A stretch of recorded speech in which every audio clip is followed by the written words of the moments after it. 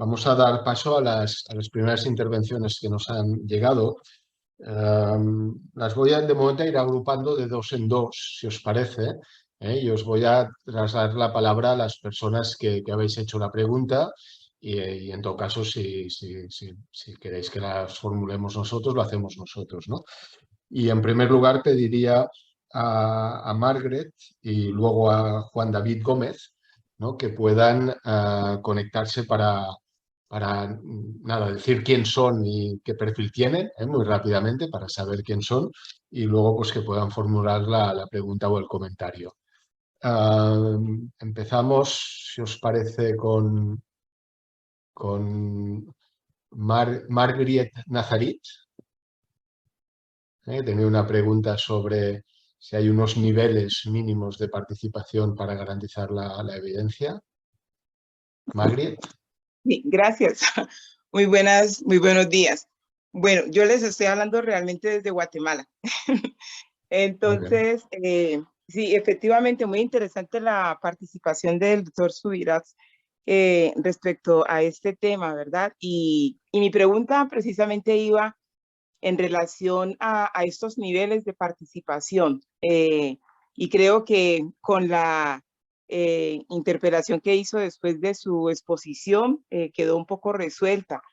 El tema de los niveles de participación, ¿cómo se pueden garantizar que realmente haya niveles de participación? Porque podemos encontrar dinámicas en las que a cualquier cosa se le llama participación. Se junta un grupo de, digamos que de sectores, ¿verdad? Se discute sobre algún tema y a eso ya se le está llamando participación. Pero creo que allí hay un gran reto, ¿verdad?, en poder generar como estos espacios donde realmente la calidad de la participación para encontrar respuestas a los problemas o entender mejor el problema, pues cada vez a las administraciones públicas se presenta como un reto, ¿sí? Como bien lo has dicho, mi nombre es Margaret Nazarit Cortés, soy evaluadora, actualmente resido en Guatemala, muy vinculada con estos procesos, ¿verdad?, de generar mecanismos en los cuales, pues, con las comunidades principalmente, se puedan encontrar como diversas vías, ¿verdad?, para dar estos espacios donde los gobiernos realmente encuentren soluciones efectivas a los problemas de la sociedad. Muchísimas gracias. A ti, Margaret, muchas gracias. Si os parece, como decía, damos la palabra ahora a Juan David Gómez. Acumulamos dos preguntas. Que bueno, que nos comentaba, bueno, ya lo tenemos en pantalla, o sea que tú mismo. Muy bien, muchas gracias al profesor Brugué por moderar el espacio y al ministro Subirats por escucharnos y por también compartirnos sus ideas. Soy Juan David Gómez, profesor del Máster de Sociología de las Políticas Públicas de la Universidad de Zaragoza. Y aquí en Aragón pues hemos seguido bastante su trabajo. Ha sido, digamos, muy influyente a muchos niveles, no solo académicos, sino también a nivel organizativo por parte de la administración autonómica. Mi pregunta, y agradezco la oportunidad de tener palabra porque así la puedo explicar un poco más, es de alguna manera hacer una reflexión retrospectiva respecto a estos últimos 20 años en los que se han puesto en marcha concejalías o consejerías de participación ciudadana a nivel municipal o direcciones generales o servicios de participación a nivel autonómico, de alguna manera a partir de esa cierta necesidad de legitimar muchos procesos de participación y buscar o anhelar esa democracia más directa, fruto probablemente también del desgaste y de cierta pérdida de legitimidad de la democracia representativa. Pero con lo que señalaba el profesor Subirats y lo que estamos viendo a raíz de la inteligencia artificial, de también la importancia de los procesos de inteligencia colectiva y de ciencia ciudadana que se ha señalado y que se están poniendo en marcha en muchas administraciones, tengo la sensación de qué vamos a hacer con todas esas direcciones generales y concejalías. Va a haber que empezar a desmantelarlas y vamos a crear entonces ahora nuevos espacios o unidades administrativas que vayan más en la línea de la búsqueda, digamos, de políticas por evidencias o de fundamentación a partir del conocimiento tecnocientífico, donde, por ejemplo, ya la participación no sea la movilización ciudadana, sino las consultas, la disposición de aparatos móviles donde la gente opine y todo eso, convirtiéndola de alguna manera más en una fuerza de cambio, más en una cuestión consultiva y demoscópica que argumente científicamente esas necesidades. En conclusión, nos tenemos que ir moviendo por estas tendencias. ¿Qué pasa con las administraciones al incorporar estos cambios? Y de último, es como si estuviéramos buscando desesperadamente la legitimidad constantemente. Si durante décadas fundamentamos la legitimidad en la participación, ahora buscamos la legitimidad democrática en el conocimiento experto y científico. ¿Es acaso esto el síntoma más claro de que la democracia tiene constantemente que refundarse y relegitimarse? Bueno, no me alargo más para no quitar tiempo, pero ha suscitado ideas muy interesantes la exposición y muchas gracias. Muchas gracias, Juan David. Si os parece, pues ya con estas dos preguntas, Joan, si quieres hacer Sí. algún... Bueno, en la primera que se hacía desde Guatemala, ¿no? Es evidente que a muchas cosas se les llama participación. Yo me acuerdo muy bien hablar con algunos alcaldes, con algún alcalde que me decía, pero aquí utilizáis participación. Dice, sí, tenemos un periódico donde vamos informando a la gente de lo que hacemos, ¿no? Bueno, o otro me decía, pero yo cada semana tomo un café con unos cuantos ciudadanos de la ciudad, ¿no? Y con esto me voy enterando. No, fijaos que a veces participar quiere decir informar, ¿no? Bueno, informar es muy importante, ¿no? Por lo tanto, no podemos dejar de considerar que la información es relevante, ¿no? Pero confundir participación e información no es exactamente lo mismo. Hacer café con los ciudadanos o dar vueltas por la ciudad y hablar con la gente es muy importante porque recibes señales, ¿no? De la gente y evitas algo que estudió Graham Allison hace muchos años, que es el síndrome del grupo, ¿no? El alcalde o el presidente o el ministro está rodeado de sus adláteres y de su gabinete y solo recibe señales filtradas por ese proceso. El hecho de saltar esa dinámica ya es muy importante, pero no a todo le podemos llamar participación, claro. Entonces yo creo que la dimensión de participación es un elemento importante que implica una cierta capacidad de protagonismo de la gente, ¿no? No simplemente de ser informadores, sino tener un cierto protagonismo. Yo recuerdo que cuando iba al colegio de mis hijas para llevarlas y formaba parte de la asociación de madres y padres de la escuela, pues cada primer jueves de mes, creo recordar, teníamos una reunión. Y entonces era la reunión de participación de los padres y madres, en los cuales ¿no? intentábamos luego trasladar los problemas que había, no solamente en la escuela, sino en general, a la dinámica escolar, ¿no? Pero había mucha gente que no venía a participar porque no se sentía con ese nivel de abstracción de decir voy a participar en la asociación de madres y padres, y en cambio sí que estaban dispuestos a participar en arreglar los problemas del aula informática, en resolver los problemas de la cocina, en trabajar más en temas de deporte. Y eso quiere decir que en el fondo la gente también se siente protagonista y participa cuando su intervención es significativa, ¿no? Y genera un cierto valor en el proceso, ¿no? Por lo tanto, yo creo que esa es una buena escala de medir, ¿no? Por lo tanto, a lo mejor en un barrio determinado o en una ciudad determinada es muy importante, ahora se está discutiendo mucho de esto, ¿no? Después del libro de Klinenberg de los Palacios del Pueblo, ¿no? De estas estructuras cívicas que generan procesos participativos estables, ¿no? Que generan lógicas de comunidad, que generan, por lo tanto, protagonismo y empoderamiento de la comunidad en ese tema, ¿no? Y a partir de ahí, las dinámicas de participación son mucho más intensas, ¿no? Cuando hay vínculos, hay una sensación de formar parte de algo, cuando ese algo tiene una dimensión pública y no solamente introspectiva, ¿no? De ayuda mutua, sino que va más allá, ¿no?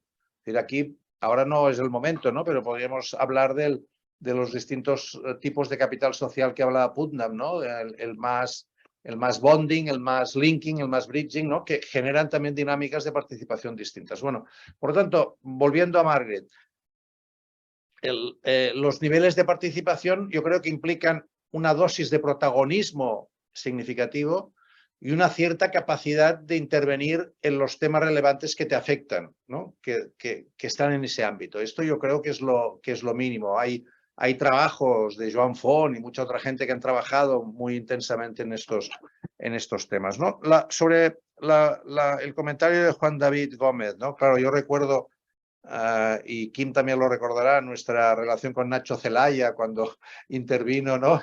en la administración de la Comunidad de Aragón, ¿no? En estos temas y la creación, ¿no? Que es en la cual nosotros también tuvimos un gran papel de creación de muchas instancias de participación. Teóricamente, la participación no debería ser una política sectorial, debería ser una política transversal. Por lo tanto, seguramente las instancias de participación de los ayuntamientos, de los gobiernos autonómicos, deberían ir teniendo un papel más de sostén de la transversalidad que de protagonismo de participación, ¿no? Y esto pasa lo mismo con el tema ambiental, ¿no? O el tema de género. O sea, hay temas que por su definición, por su forma de ser, deberían ser más transversales, ¿no?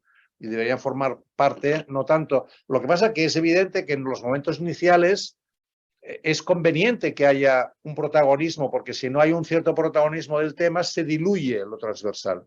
Pero en el momento en que se ha avanzado suficientemente, yo diría que institucionalmente es el momento de plantearse otro tipo de planteamiento, ¿no?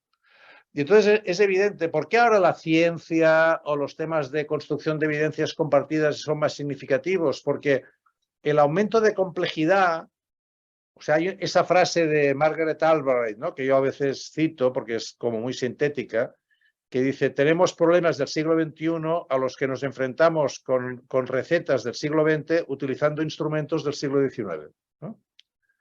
Bueno, las recetas, o sea, había un know-how y un nivel de consenso en el siglo XX, en los famosos 30 gloriosos, ¿no?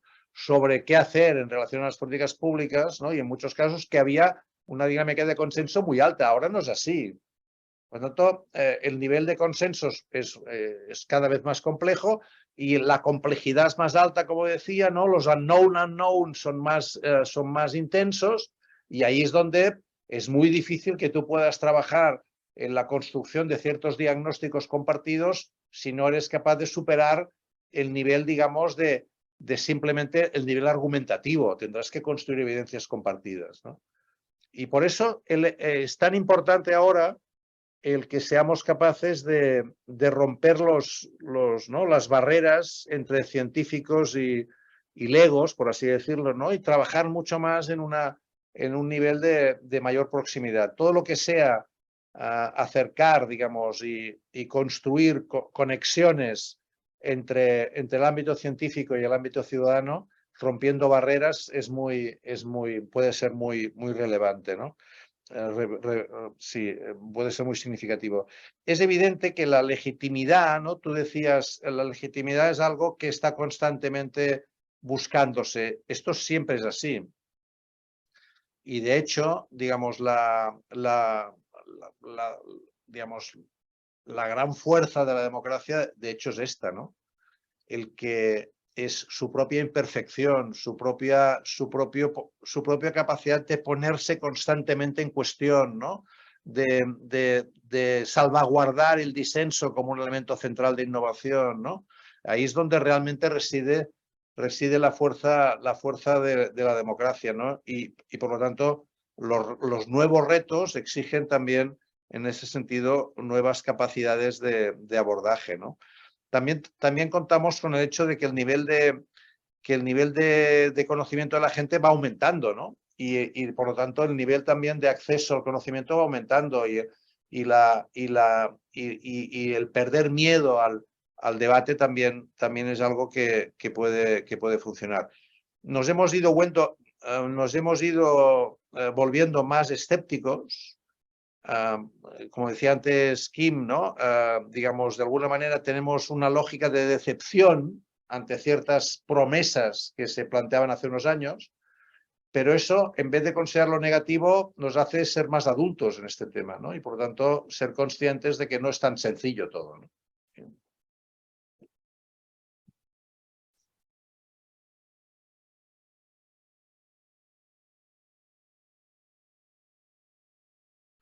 No te oigo, no te oímos, Kim. ¿Ahora? Ahora sí. Ahora, perdón. Ahora Podemos sí. chupar el micro. No, decía muchas gracias y vamos a agrupar dos palabras más, Bernardino David y luego Francisco Javier González. Bernardino, si quieres formular tu pregunta.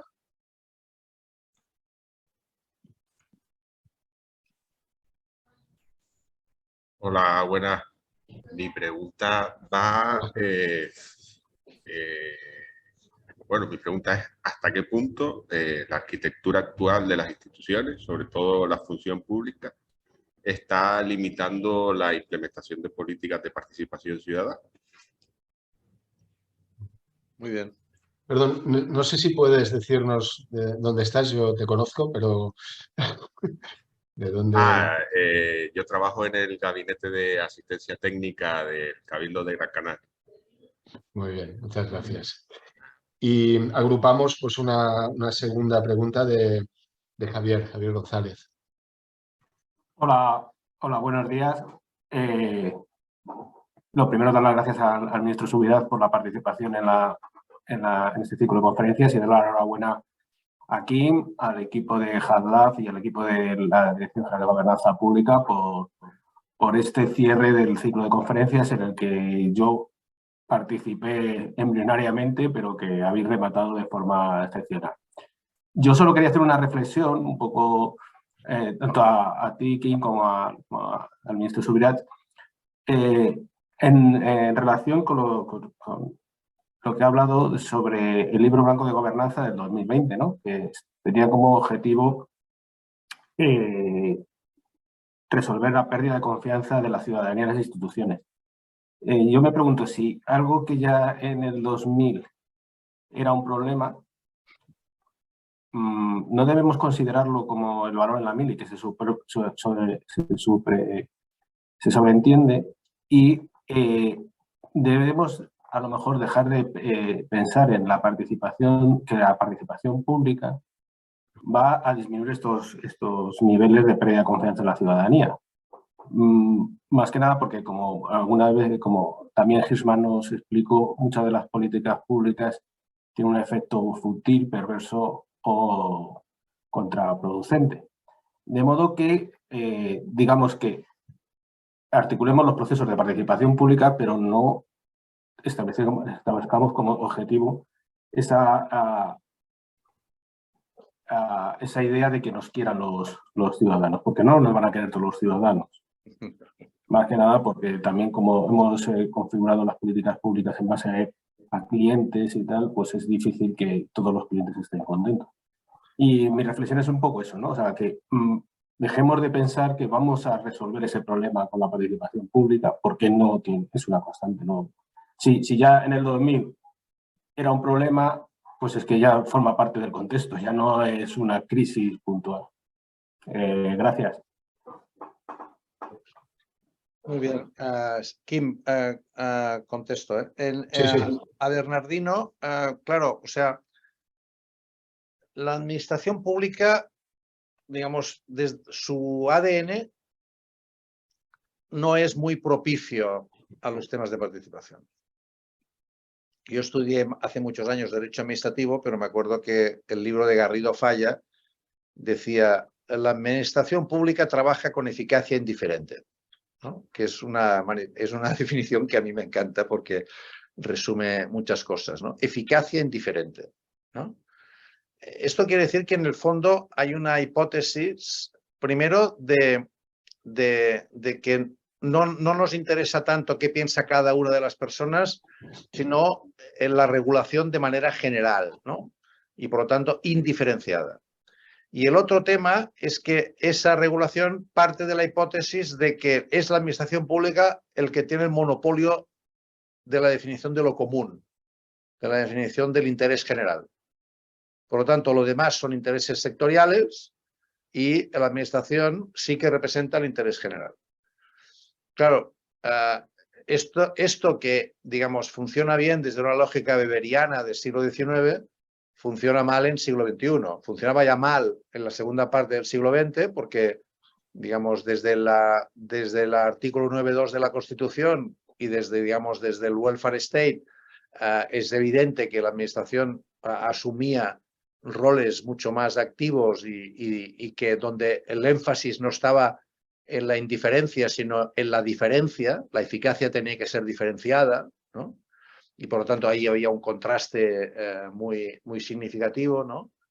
Y además porque, digamos, la propia dinámica de meterse en tantos temas que la propia sociedad exigía, ¿no? Porque la libertad y la igualdad no eran efectivas si no había una intervención de los poderes públicos, ese intervencionismo obligaba a que tuvieras que pelearte con los intereses sectoriales y por lo tanto que tú al final, como administración pública, formabas parte también de esa lógica de intereses, ¿no? Y construías coaliciones de intereses, ¿no? en relación a un tema u otro, ¿no? Hay un libro de Robert Dahl, ¿no? De Quién gobierna, ¿no? que explica muy bien este tema, ¿no? Por lo tanto, yo creo que no, y lo hace a partir de una secuencia de 100 años de análisis de lo que pasaba en New Haven, ¿no? Al lado de la Universidad de Yale, donde él estaba de profesor. Por lo tanto, no era una construcción teórica, sino analizaba todos los procesos decisionales, ¿no? Yo creo que eso está bastante claro. Por tanto, la administración pública, per se, no, digamos, su estructura, su manera de actuar, no responde bien a la situación actual. Lo que pasa es que la propia administración pues, ha ido adaptándose a esa situación y ha ido incorporando, ¿no? de manera procedimental elementos que le obligan a tener en cuenta procesos de participación. Entonces, lo que pasa es que estos procesos de participación son excesivamente rígidos, son excesivamente, de alguna manera, institucionales, entonces se pierde la vivacidad de los elementos, digamos, participativos, entonces se buscan otras fórmulas, ¿no? Lo que antes comentaba de la Asamblea del Clima, ¿no? Es un ejemplo, digamos, paradigmático de esto, ¿no? Es decir, una vicepresidenta, ¿no? Propiciando desde el ministerio que haya 100 personas elegidas al azar que discutan sobre temas de alta complejidad técnica, ¿no? Y por lo tanto, aceptando de alguna manera que el ministerio ya no tiene el monopolio de la racionalidad técnica, ¿no? Sino que lo tiene que compartir, ¿no? Y que por lo tanto esa racionalidad ya no es... Claro, la administración pública trabaja desde dos lógicas históricamente, que todas las dos son complejas ahora, ¿no? Una que es la jerarquía y la otra que es la distribución competencial, ¿no? La jerarquía cada vez es más complicada porque tiene que pelear con otras jerarquías y hay un debate, digamos, que hace difícil que eso sea así. Y la distribución competencial también porque los problemas que tenemos cada vez son más interdisciplinares, ¿no? Es decir, aquella frase que yo a veces utilizo, ¿no? de la sociedad tiene problemas, la universidad departamentos, pues podríamos decir que la sociedad tiene problemas, la administración negociados, ¿no? Entonces, claro, los problemas no acostumbran a coincidir con el negociado de turno y tienes que trabajar de manera más articulada, ¿no?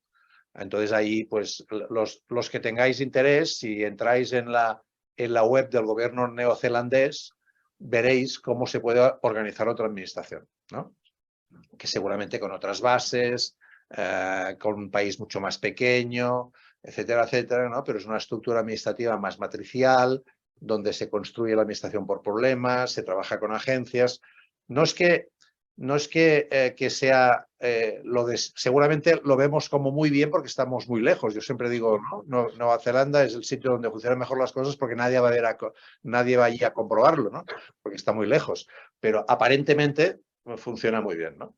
Bueno, por lo tanto, hay límites en la estructura, ¿no? Cuando hablaba de Margaret Albright, ella decía, ¿no? Instrumentos del siglo XIX, ¿no? Pues en general podríamos decir que tenemos instrumentos del siglo XIX en muchos casos. En cuanto al segundo comentario de Francisco, ¿no? Tienes toda la razón en el fondo, ¿no? Es decir, 23 años después ya nadie habla de la gobernanza como una novedad, ¿no? Se ha aceptado, ¿no? Como algo, digamos, simplemente que explica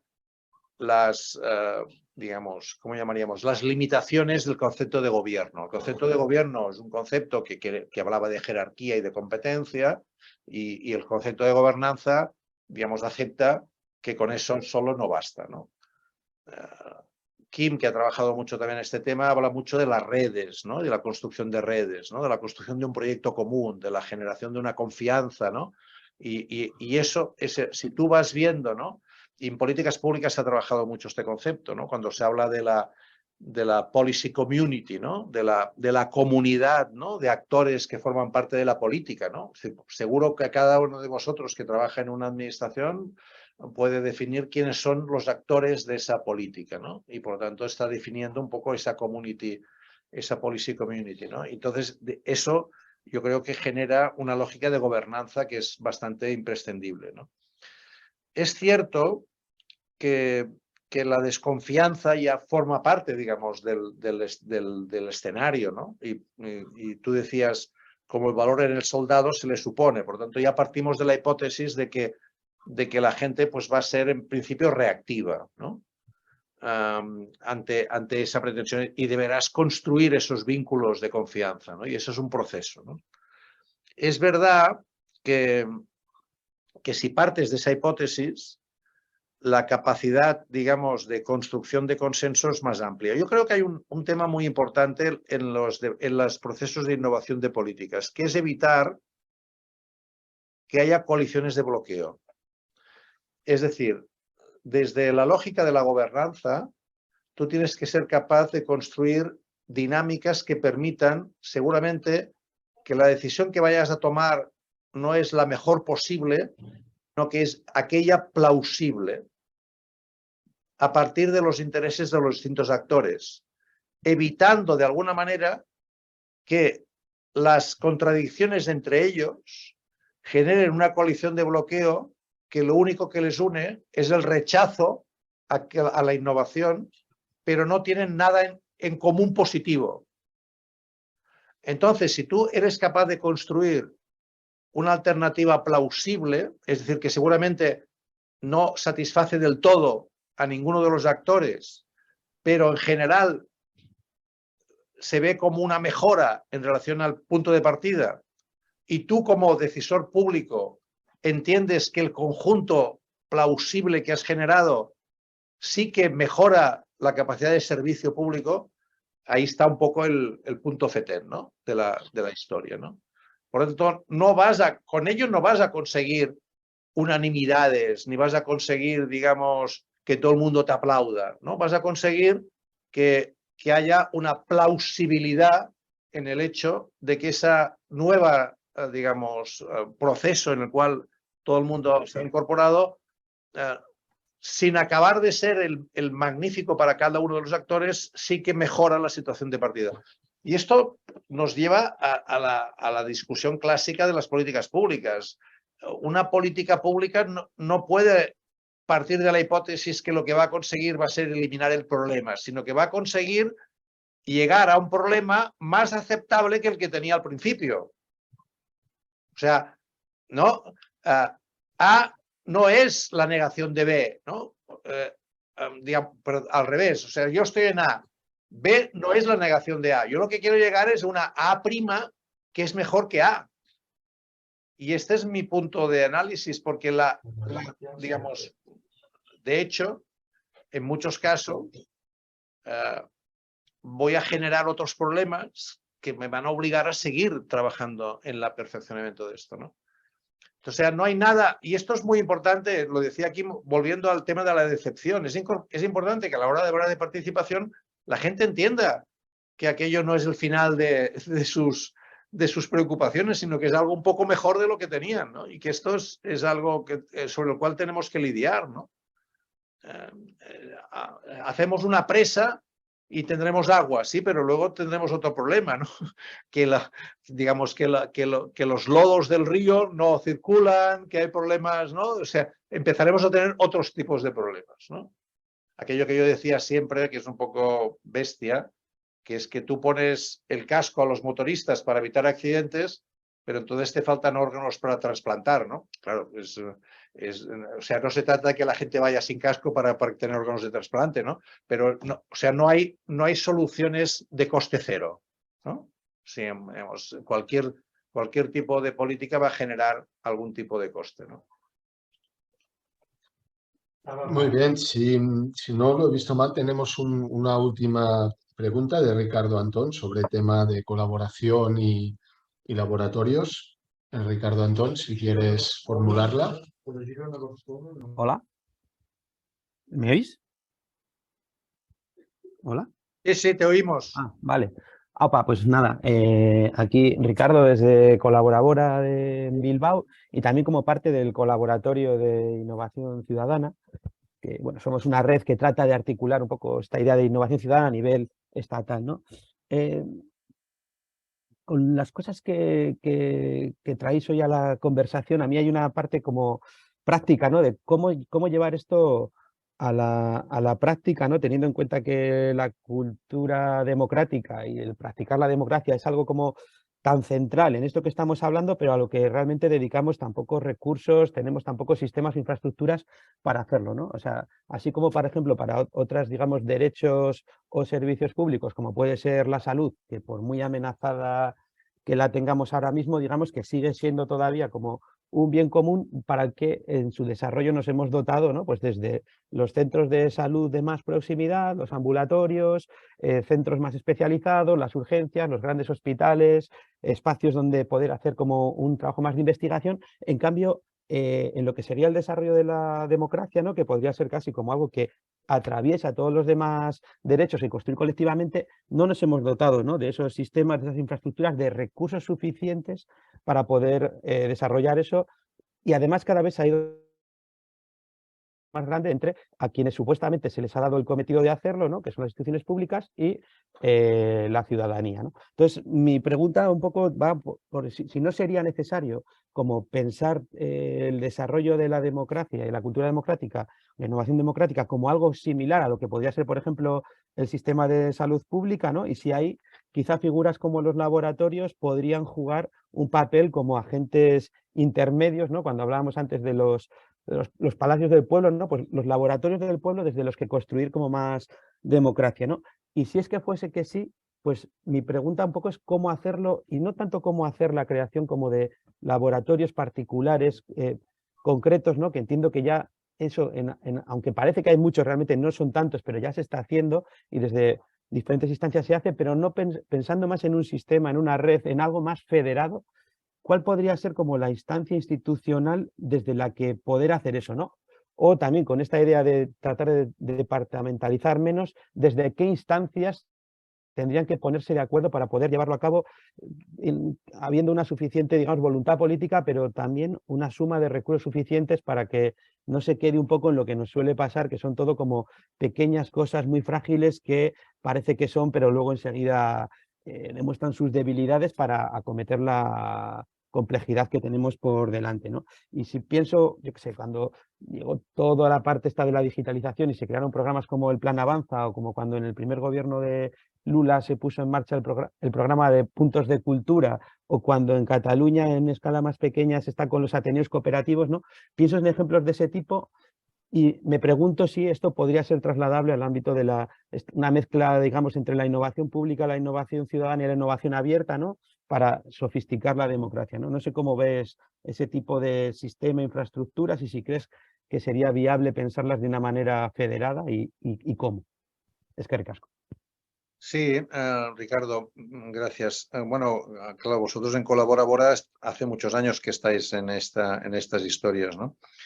Y realmente digamos, es muy difícil. Ahora que tengo la experiencia de estar en un ministerio, desde esta, digamos, situación, la capacidad, digamos, de imaginar desde el ministerio dinámicas como las que tú apuntas se me hace muy difícil. Pero en cambio, creo que tu reflexión es muy útil porque precisamente creo que algo de lo que siempre hemos venido insistiendo, yo especialmente también, que sería el ámbito territorial, el ámbito municipal, ¿no? Como un ámbito especialmente significativo en este sentido. Aquí yo creo que la experimentación que se ha ido haciendo ha ido generando un cierto pozo, ¿no? Es cierto que menos de lo que imaginamos, ¿no? Quizá la comparación que tú hacías con salud me resulta un poco más complicada, ¿no? Hay un libro muy importante de Ian Gaff y Dougal, ¿no? Que dice necesidades básicas, ¿no? Y ellos han intentado hacer un esfuerzo importante que sería decir, independientemente de dónde vivas en el mundo, ¿cuáles son las 3 necesidades básicas que una persona necesita, ¿no? Y dice salud, ellos dicen salud, autonomía crítica, ¿no? Y diferencian 3 ámbitos. Sin la salud es muy difícil que la persona tenga autonomía. La autonomía quiere decir educación, trabajo, ¿no? Poder, digamos, moverte, tener casa, etcétera, etcétera. Y la tercera elemento sin el cual esas necesidades básicas no tienen sentido es la capacidad de que seas protagonista, de que tengas una autonomía crítica, que puedas no ser objeto de administración, sino protagonista de administración, ¿no? Yo creo que ese es un elemento potente porque nos sitúa la participación como algo imprescindible en cualquier dinámica, ¿no? La salud también, por ejemplo, cada vez es más evidente que un médico no funciona si no es capaz de escuchar al ciudadano y de pactar con él el proceso de curación o de sanación que se pueda dar. Es decir, la tradicional jerarquía del médico también está puesta en cuestión actualmente, ¿no? Y tiene que haber un cierto pacto entre el médico y el paciente a la hora de plantearse el tema. Y estamos hablando precisamente de un nivel en el cual la jerarquía de conocimientos aparentemente es muy distinta, ¿no? Pero está súper comprobado que si ese ciudadano no participa en el diagnóstico, no hay un diagnóstico compartido, las posibilidades de sanación van a ser mucho menores, ¿no? Yo creo que tú apuntabas elementos claves, ¿no? Tecnológicamente, antes he hablado de Decidim, ¿no? Como un potencial muy importante que puede ser útil en cualquier ámbito, en el ámbito de las administraciones públicas, pero también en el ámbito privado o asociativo, ¿no? El tema de la gestión comunitaria, el tema de la construcción de lo común, ¿no? De la idea de que no todo lo común tiene forzosamente que ser institucional.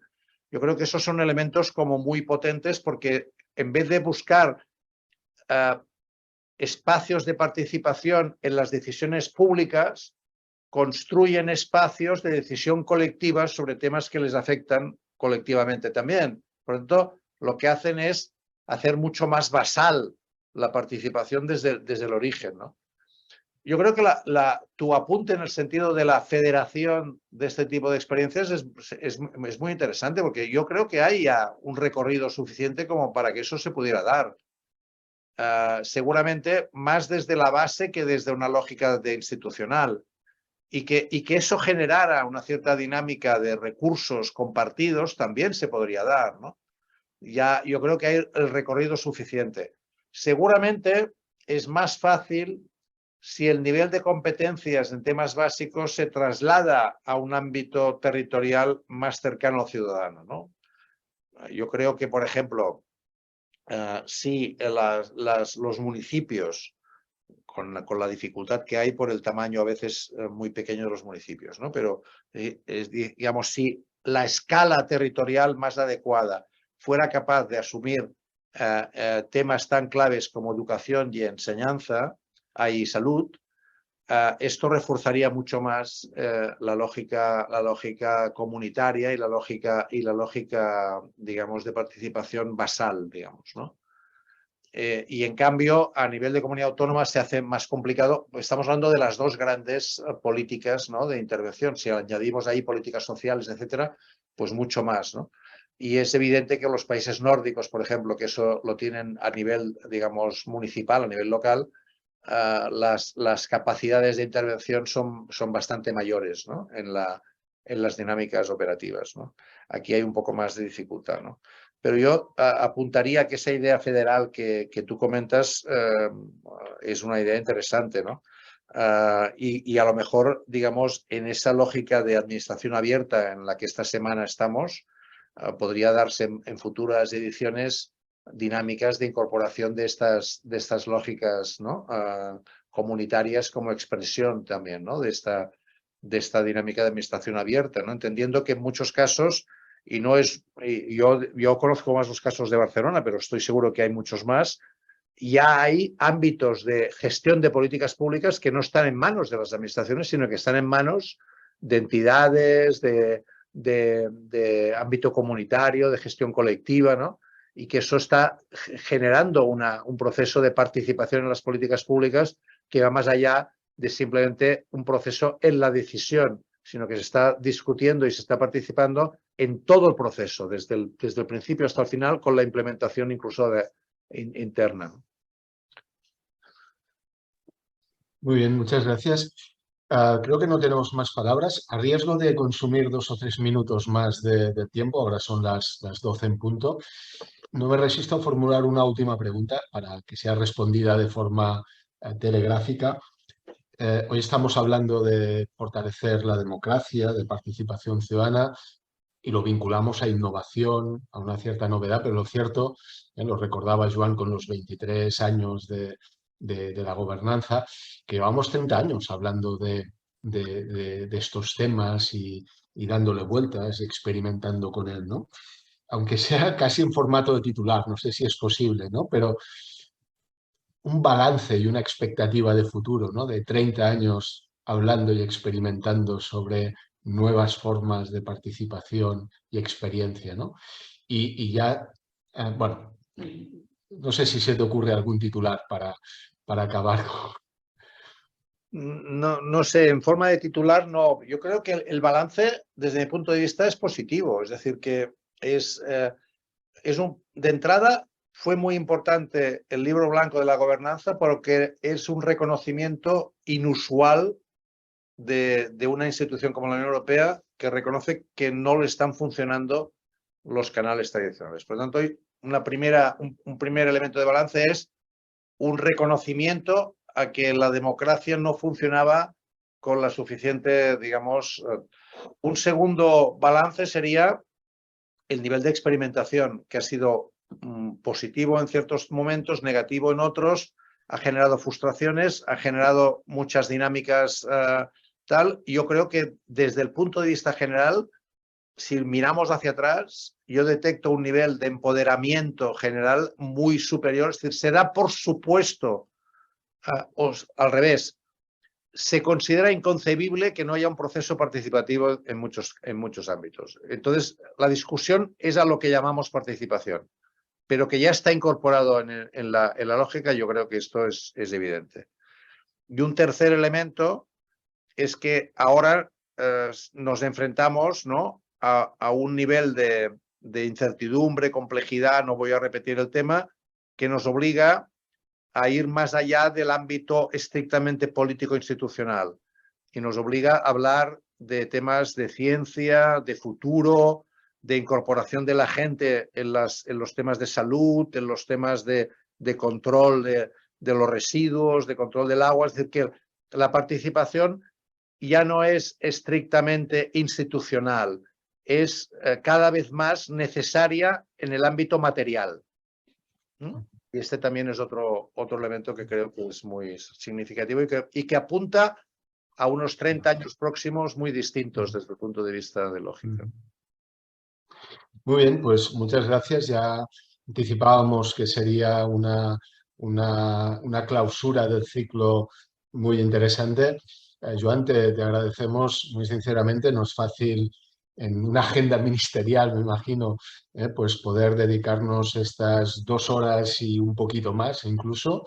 Por lo tanto, te agradecemos mucho que hayas participado en este ciclo de conferencias. Y nada, para cerrar, pues cedo la palabra a Luis Sanz, que ya va a hacer un poco el cierre de la sesión y del conjunto del ciclo de conferencias que hemos hecho. Muchas gracias. No te oímos, Luis. Luis, el micro. Son las competencias digitales. Bueno, muchísimas gracias. Tan solo me resta agradecer en nombre de la Dirección General de Gobernanza Pública, al ponente, ministro Quim Brugué, como coordinador y que sigue todavía con tareas pendientes respecto a esto que no deja de ser, y ni más ni menos que la puesta en marcha de un compromiso, y el compromiso que tenemos de mejora de la participación en el cuarto plan de gobierno abierto y en concreto en mejorar la participación en los planes y programas públicos. Lo mencionaba el ponente, es decir, es que estar en un ministerio, estar en la Administración General del Estado, pues nos hace efectivamente muy necesitados, es decir, de incorporar del modo más operativo y del modo más eficiente cualquier aspecto que sin duda este ciclo nos ha previsto. Con estas 8 conferencias, efectivamente, no solamente por la cantidad, sino sobre todo por la calidad y la calidad de los elementos que, vamos, sin duda, es decir, nos incorporamos para su estudio, su consideración y sobre todo en cuanto podemos para la puesta en marcha.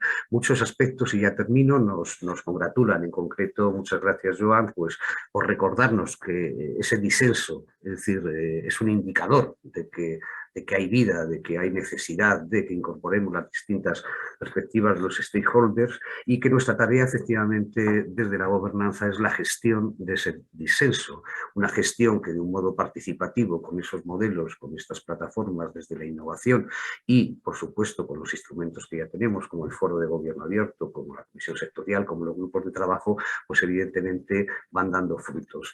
No sé si estamos empezando, es decir, la verdad es que el camino es un camino que lo que sí sabemos es que nos queda todavía trabajo, pero que también vamos teniendo frutos y teniendo productos y elementos que tenemos que poner en valor. Y eso sin duda ha sido posible y es posible gracias a todas las ventanas, a todas las aportaciones y en este sentido redoblar otra vez el agradecimiento tanto a profesor Quim Brugué como en este caso a Joan Subirats por ayudarnos a cerrar también este ciclo con el que sin duda tenemos material y hay material para trabajar en la evaluación de estas guías de participación en planes y programas públicos.